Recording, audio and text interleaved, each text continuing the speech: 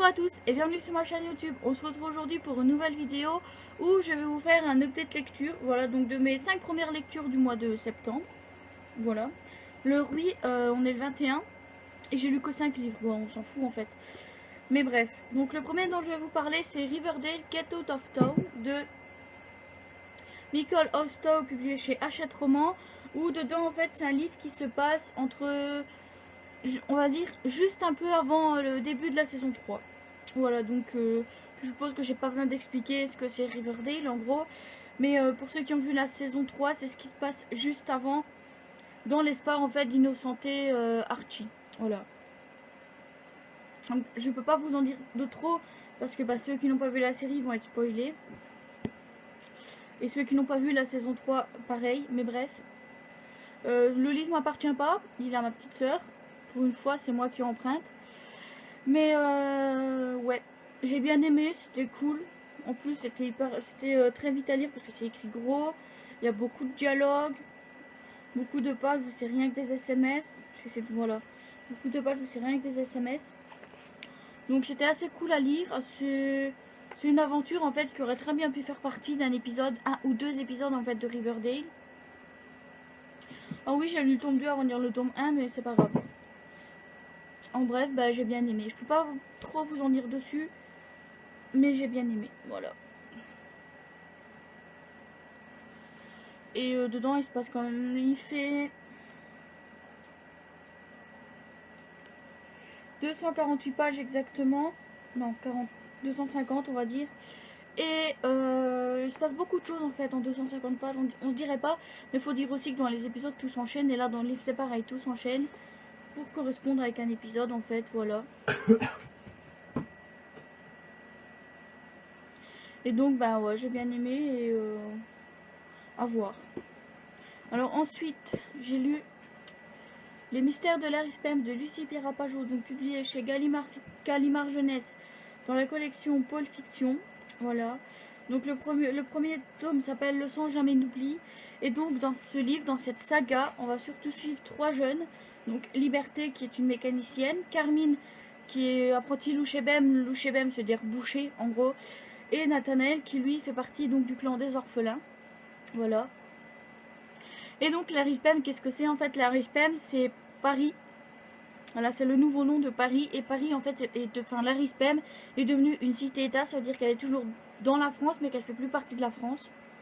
Je sais pas si c'est compréhensible ce que je dis. Mais bref, et en fait le nom de Larry Spem c'est simplement en boucher en fait. On prend la première lettre, on la met à la fin du mot. On change la première lettre par la lettre L. Et à la fin on rajoute M, I, MJ, H, voilà, tous des trucs comme ça, une terminaison qui fait que c'est Larry Spem. Donc l'histoire se passe en 1899, donc à l'aube du nouveau siècle. Voilà. Donc ça se passe avant nous, notre ère, et pourtant ils sont plus évolués que nous maintenant. Faut pas chercher à comprendre. Et la luminosité, ça va vraiment pas. Putain. Et ouais, franchement, c'était cool. Alors, il faut savoir que de base, la science-fiction, c'est soit j'accroche pas. Donc, ça passe ou ça casse, voilà, vous le savez bien. Et là, ça passe. Là, c'était tranquille. Enfin, j'ai eu un petit peu du mal à au début avec le langage des bouchers, en fait, le langage des louchés même. Et aussi le fait que, Larry Spem, j'ai eu du mal à comprendre que c'était Paris, en fait. Hein. Mais bref, ouais, c'est cool, en fait. On voit qu'ils sont vachement plus évolués parce qu'il y a l'égalité des sexes, des religions, en fait. Il y a la parité partout, c'est-à-dire qu'il n'y a pas une religion plus que l'autre. En fait, je crois qu'il n'y a même pas de religion dans Larry Spem.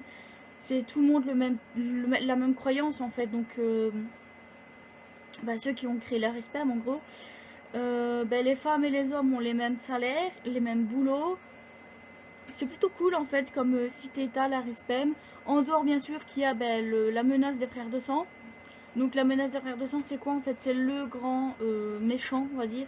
Les grands adversaires en fait de ceux qui sont actuellement au pouvoir, voilà, qui ont été repoussés suite à la défaite de Louis d'Ombreville, de Louis ou Louis, je sais pas comment on dit, d'Ombreville. Et donc en fait c'est voilà, suite à la mort en fait de ce mec. Et les frères de sang veulent venir pour se venger. Et moi j'ai vraiment beaucoup aimé, j'étais plongée dedans. Il est pas si gros que ça. Il fait en gros en gros un tout petit peu plus de 300 pages, vous voyez, donc il n'est pas gros. Et ouais, j'ai bien aimé et j'ai hâte de pouvoir lire, me procurer le tome 2 et de pouvoir le lire. Alors ensuite, j'ai lu The Boy Next Room de Emma Green, qui là, c'est un vrai coup de cœur en fait. Faut savoir que j'avais déjà lu les 3 premiers livres, parce que c'est un truc en 4 livres, c'est un intégral en 4 livres en fait. Je vais essayer de vous montrer. Le 4e livre commence où? Là. Le 4e livre commence là. Et donc, tout ça, j'avais déjà lu en e-book. Mais j'ai quand même relu pour me remettre vraiment dans l'histoire.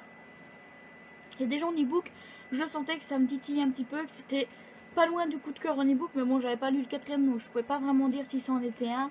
Et je peux dire, en ayant lu là l'intégralité, que effectivement, c'est un coup de cœur. Donc, dans ce livre, on va suivre Céleste. Céleste Hardy, voilà, je cherchais le nom de famille.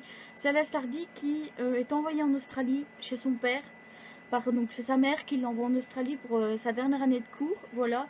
Donc loin des problèmes de Paris, loin des problèmes qu'elle avait à Paris. Et il faut savoir qu'elle arrive là-bas, elle découvre en fait qu'elle a des demi-frères, donc Asher, River, Jagger et Casper, je sais pas comment on dit.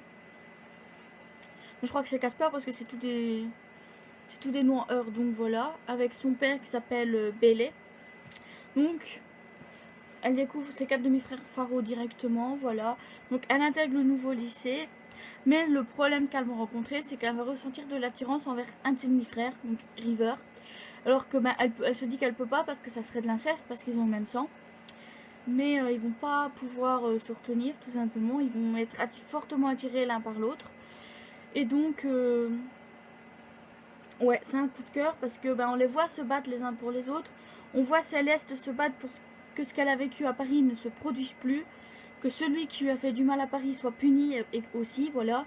Parce qu'il va y avoir un procès dedans. Je vous dis pas comment ça se termine, mais il va y avoir un procès. Je vous dis pas non plus ce qu'elle a vécu à Paris, bien que je m'en souvenais plus vraiment en fait. Quand j'ai commencé les livres, je savais qu'elle avait vécu un truc, mais je savais plus trop quoi. En même temps, ça remonte au mois de février. J'ai eu beaucoup de livres entre temps. Mais ouais, j'ai vraiment adoré. En fait, c'est du Emma Green. Et il faut savoir que Emma Green, en général, j'aime beaucoup. Et là, c'est le cas. Voilà. Tu vas arrêter de te moquer, toi? Tu crois que je te vois pas, là? Non, mais oh! Et donc, ouais, je peux pas vous dire de trop ce qui va se passer dedans. Mais à part... Je vais vous dire une petite particularité. C'est que Casper, il est handicapé. Donc, il y a un bras qui ne bouge plus. Et une jambe en fait qui a une prothèse. Donc il a une prothèse et une jambe. Et un bras qui ne répond plus. Suite à un accident survenu quand il avait 5 ans. Mais je vous dis pas quel genre d'accident, etc. Parce que de toute façon c'est expliqué dans le livre à un moment. Mais il faut savoir que Céleste, elle a beaucoup de mal au début à se faire à sa vie en Australie. Parce que elle part de Paris, c'est l'hiver. Elle arrive en Australie, c'est l'été. Vous voyez.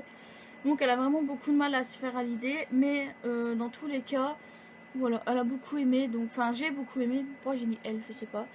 J'ai beaucoup aimé l'histoire de Céleste et River qui se battent l'un pour l'autre, pour leur famille aussi, pour la protection de leurs secrets, etc. Et j'ai vraiment hâte de pouvoir lire le prochain de ces autrices. Ensuite j'ai lu Cinder, le tome 1, donc des chroniques lunaires de Marissa Meyer, publié chez PKJ dans la collection best-seller, qui est en fait une réécriture du conte de Cendrillon. Voilà, donc l'histoire de base est là. Donc voilà. Donc l'histoire de Cendrillon, en gros, qui est avec une méchante belle-mère, avec ses 2 méchantes demi-sœurs, etc. Le bal, tout est là en fait. Tout est là. C'est juste remixé pour que ça donne de la science-fiction, en gros. Parce que donc dans celui-là, en fait, on est à Néo-Beijing. Donc il y a eu 4 guerres mondiales. Et suite à la 4e guerre mondiale, il y a une nouvelle ère où tous les pays en fait s'entendent. Voilà, tous les pays règnent sur la terre en fait. Il n'y a plus de la Russie contre les États-Unis. Voilà, en fait, c'est juste. En fait, il n'y a plus. Je pense que c'est vraiment le truc d'Amérique, le truc d'Asie, le truc d'Europe, vous voyez, avec bien sûr les présidents du Canada, etc. Et donc notre petite Cinder est une cyborg, donc c'est à dire qu'elle est moitié humaine, moitié cyborg en gros. Cyborg slash android, voilà. Et il faut savoir qu'un Neo Beijing, et d'ailleurs sûrement pas qu'un Neo Beijing, hein, vivent humains et android. Donc android c'est des robots qui peuvent parler, faire des tâches, etc. Et ouais, donc il y a eu 4 guerres mondiales, donc ça se passe dans le futur, voilà. Et donc bah, l'histoire, comme je disais, l'histoire de Cendrillon de base est là, sauf que dans celui-là elle fait pas les tâches ménagères, mais elle va au marché pour vendre des trucs. Et l'argent qu'elle gagne, tout l'argent qu'elle gagne revient à sa belle-mère, donc qui dans le livre s'appelle Adri. Ses demi-sœurs s'appellent Pearl et Peony, voilà. Et il faut savoir que, donc là l'histoire se passe sur Terre, mais ils ont un grand ennemi, malgré que tous les pays ensemble s'entendent, ils ont un grand ennemi, donc qui est la Lune, le peuple de la Lune qu'on appelle les Lunaires, voilà. Et en fait, on va découvrir que le sort, ben ça c'est dit dedans, mais le sort de la Terre en fait repose sur Cinder. On va découvrir pourquoi dans le livre. Alors c'est pareil, c'est de la science-fiction, fantasy, on va dire ça comme ça. Mais là j'ai accroché directement en fait, parce que déjà que j'adore les Disney de base, même si Cendrillon c'est pas un Disney, c'est un conte, voilà. Mais j'adore les contes en fait de Disney, etc. de base, donc. Mais j'ai bien aimé, et suite au reste en fait, j'ai vraiment hâte de découvrir ce qui se passe dedans, mais c'est pareil, je vais devoir attendre la sortie de Cress pour pouvoir lire Scarlet. J'espère qu'ils vont pas trop tarder à la sortir parce que voilà quoi. Et ouais, j'ai vraiment beaucoup aimé. Mais vraiment. Avec tout ce qui se passe dedans, etc. C'est écrit, c'est pas écrit assez gros ni trop petit. C'est entre les deux, on va dire, mais j'ai franchement bien aimé. Donc je suppose que celle qu'on voit là, c'est Cinder, je suppose. Il faut savoir que elle, sa partie cyborg, en fait, sa partie android, prend beaucoup plus de place que sa partie humaine. Elle va le découvrir rapidement. Mais bref, donc, ben, je voulais, au début, je l'ai acheté parce que je voyais tout le monde qui faisait des avis positifs et je me suis dit, c'est pas possible que tout le monde aime autant un livre. Il y a forcément des gens qui n'aiment pas. J'ai voulu me faire l'avocat du diable et au final, j'aime bien. Bon, c'est une bonne chose, hein, parce que bon, j'ai quand même le tome 2. Bref, j'ai hâte de lire le tome 2. Et donc, le dernier livre dont je vais vous parler, c'est donc La Chambre des Morts de Franck Tillier, donc qui fait partie du double tome donc de La Chambre des Morts suivi de La Mémoire Fantôme, qui là est le premier tome sur Lucie et Nebel. Donc avant d'entrer dans la grosse saga de Lucie, de Charcot et Nebel, il y a 2 tomes par chacun pour les flics. Et donc j'ai lu le premier de Charcot, je lis le premier de Nebel, voilà. Et voilà, donc j'ai lu le premier de Charcot, je lis le premier de Nebel. Et donc dans La Chambre des Morts, on va suivre Lucie, Nebel, qui là n'est que sa brigadier, mais qui va se retrouver en fait à devoir mener l'enquête sur une disparition, enfin kidnapping, puis qui se transforme en meurtre, double meurtre même. Parce que si vous voulez, on va suivre donc Vigo et... Oh, comment il s'appelle l'autre? Vigo et Sylvain, voilà. Vigo et Sylvain qui vont aller taguer l'entreprise dans laquelle ils ont été virés 6 mois plus tôt, et après ils vont aller... Donc l'histoire se passe entre Dunkerque et Lille, voilà, donc dans le nord. Et donc ils vont aller taguer les murs de l'entreprise et ils vont aller après au champ d'éoliennes à proximité. Et ils vont vouloir faire les fouilles. En fait, en faisant les fouilles, donc ils roulent sans phare à plus de 100 km/h. Ils vont aller renverser un homme. Ils vont trouver 2 millions d'euros, donc ils vont embarquer le corps pour le jeter dans l'eau du côté de l'île. Et ils vont embarquer le sac comportant les 2 millions d'euros dedans. Seulement, ils vont découvrir bien plus tard que cet homme-là n'était pas là par hasard. Les 2 millions d'euros n'étaient pas là par hasard parce que c'était la rançon en fait pour lui récupérer sa petite fille. Donc non seulement ils ont tué l'homme, mais en fait les événements ont fait que la petite fille est morte également. Voilà, vu que le ravisseur a vu les deux, là, Vigo et Sylvain, s'en aller avec le pactole, lui il a tué la petite fille parce que de toute façon elle lui servait plus à rien. Voilà, et donc on va suivre... Est-ce que je peux dire tueur en série, kidnappeur en série? On va dire kidnappeur slash tueur en série, même si il en a tué que 2 personnes, je pense la bête, comme c'est dit dedans. Et il faut savoir que là, je cherchais pas en fait à savoir... je cherchais pas vraiment à savoir qui est dans le coup. On découvre petit à petit, voilà. Bon, on découvre rapidement qu'ils sont deux, qu'ils sont pas toutes, que la personne qui tue n'est pas toute seule. Mais bref, et j'ai bien aimé. Peut-être moins que le premier tome sur Charcot, mais j'ai bien aimé quand même. Et à voir ce que ça donnera avec le suivant, qui j'espère, pense que le suivant en plus, Lucie Nebel n'est plus un brigadier, parce qu'en tant que brigadier, elle arrive quand même à résoudre l'enquête. Voilà. Enfin, résoudre l'enquête. Elle la résout pas toute seule, mais en grande partie, c'est elle. Voilà, donc à voir ce que ça donnera pour le reste, mais j'ai bien aimé. Voilà, donc c'est tout pour cette update lecture. Je vais essayer de pas faire trop durer parce que bon, voilà. Donc c'est tout pour cette update lecture. Je vous dis à mercredi pour une prochaine vidéo. Bye bye.